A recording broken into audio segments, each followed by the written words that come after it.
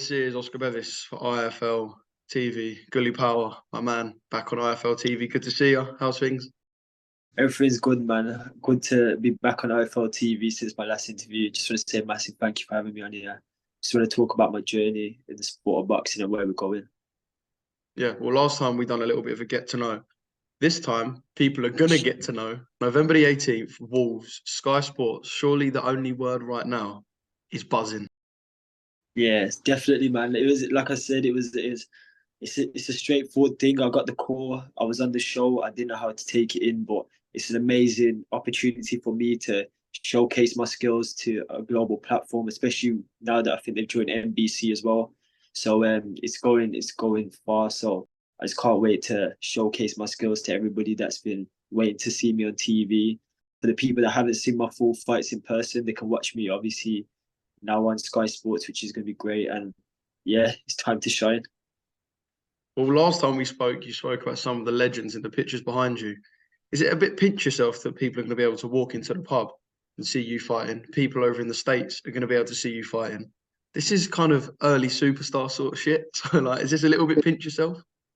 Yeah, I always knew I was gonna get to this stage at one point in my career. I've been working extremely hard behind the scenes. I've been working hard, building up my page up on Instagram and all my social medias, and I put just as much work in as in training, and keep winning every single fight. And it's been very difficult for me to get opponents, especially at my weight category, because especially at super bantamweight slash featherweight. Obviously, I'm not a featherweight, I'm a super bantamweight, but just around the weight I'm fighting at, it's been very difficult because a lot of opponents, there's just been a lot of pullouts. I think it's due to not many fighters being around. But yeah, most definitely, it's going to be a crazy opportunity, and I can't wait. Like, it's going to be amazing. That's the only word I can keep thinking of. But yeah, everyone's gonna be able to see me now, and I can't wait for everyone to tell me how good I'm doing.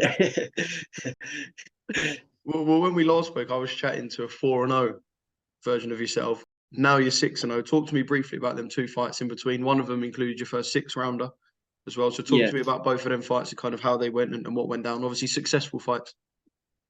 yeah. So both was successful. There wasn't at my weight category. I had to fight at 130 pounds to 135, which is super featherweight slash lightweight. And obviously, it is what it is. The main thing was I got the win. And obviously, I always wanted to fight at my natural weight because I know I can get the stoppages, and I know I can do the rounds already because of the way I train, the way I spar, and the way I fight. But the main thing is we got the win. And one of them was a 6-rounder. I did extremely well in that fight. And the other one was a 4-rounder. But that out of, due to circumstances out of my hand, I couldn't actually get it to a 6-rounder due to the opponent. But the main thing is, once again, we got the fight in, we sold the tickets, and we made the fight happen, and I won. That's the main thing. But yeah, I worked really hard for them, and the same thing happened. I won. So that brings us towards November the 18th. How many rounds? Who's likely to be in the other corner? What weight? Tell us all the kind of details we can know so far. So the only thing that I know right now is that it's a 6-rounder, and all I know is I'm selling tickets fast. They're going out rapid. We had a set few amount of tickets. They're going out really quick. It literally just had them like last week. And 1 week we sold a lot of tickets. Let me just say. Um, but yeah, it's a 6-rounder, and hopefully I want a little bit of a step up fight. I want to showcase what I'm great at, and that's the main thing. I want to have a little bit of a step up, start showcasing my skills, what I could do in the ring, my ring craft, my ring IQ, my combination punching. That's what I want to show more of now. And yeah, it's just the main thing is just the opportunity.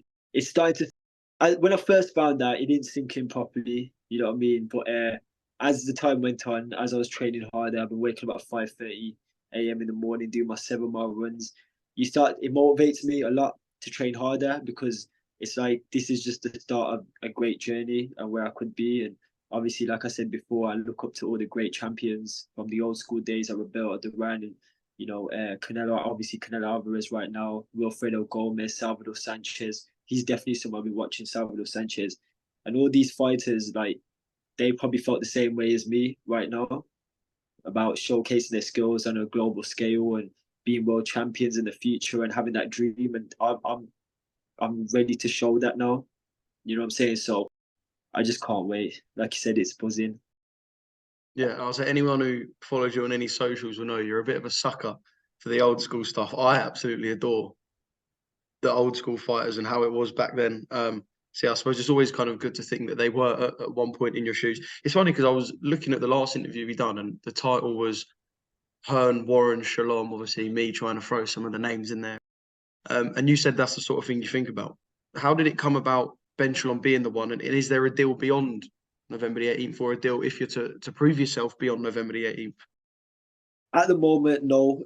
We just got the slot, which is a great. Like, I just want to showcase what I've got, and I think it could possibly happen. You know what I mean? Whatever happens after the fight, but my main focus right now is just getting the win and just showcasing my skill to everybody. But we are starting to get on the big platforms, which is the main thing. And I want to thank you to Boxer and Sky Sports for having me on their show, which is a great opportunity. But I am aiming for titles after this fight. Obviously, my main focus is getting the 6th round out of the way, but I am aiming for the super bantamweight English title. I do want that fight. The fight did get cancelled. I think it was October the 30th when they was fighting one of the Fight Zone shows, and it got cancelled. But whenever they fight, I just want the win as soon as possible. Hopefully, we can get mandatory, and I want to start fighting for titles real soon at super bantamweight, and you know, once again showcase how good I am to everybody, and hopefully we can get that on a big platform as well. So yeah. Mate, I know Ben Shalom will have his pen ready to put in your hand and make sure that you've got these fights on Sky. Don't you worry.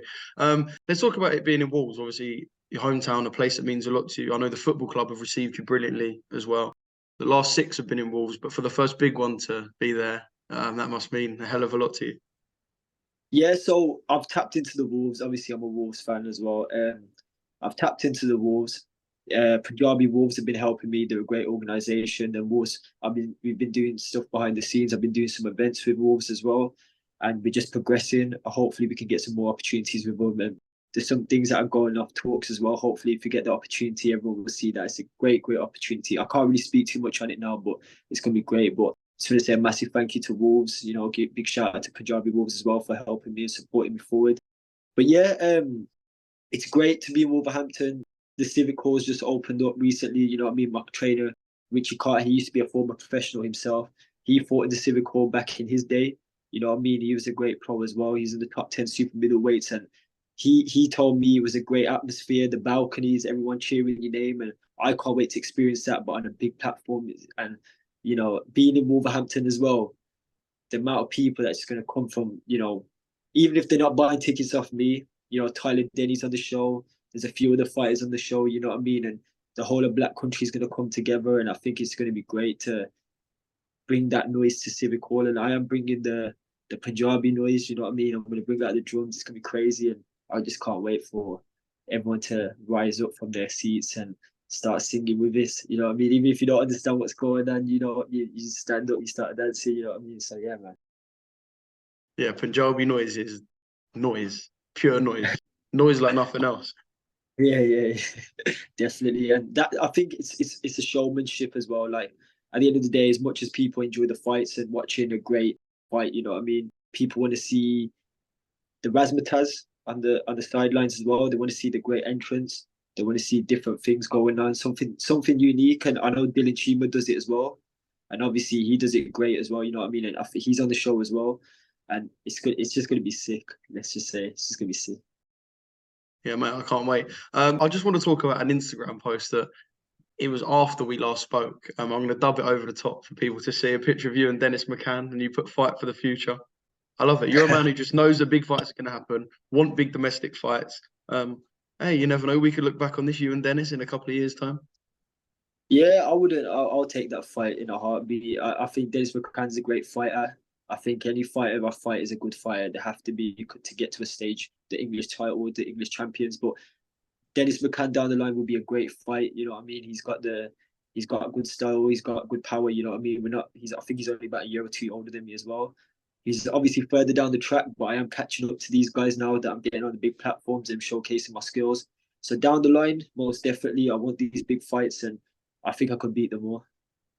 I Yeah. think I definitely can beat them all. My mindset is right now is just locked in, staying focused at all times, and these things are going to happen in the future, and I'm manifesting it in God's name, and you know, definitely it's going to happen.